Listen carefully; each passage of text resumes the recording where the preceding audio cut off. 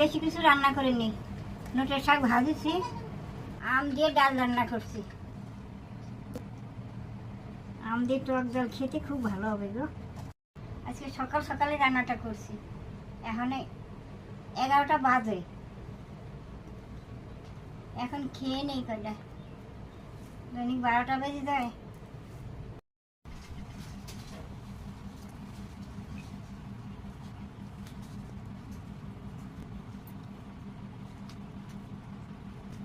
শাক ভাজাটা ভালো হয়েছে, রসুন দিছি, পেঁয়াজ দিছি, খুব সুন্দর হয়েছে খেতে।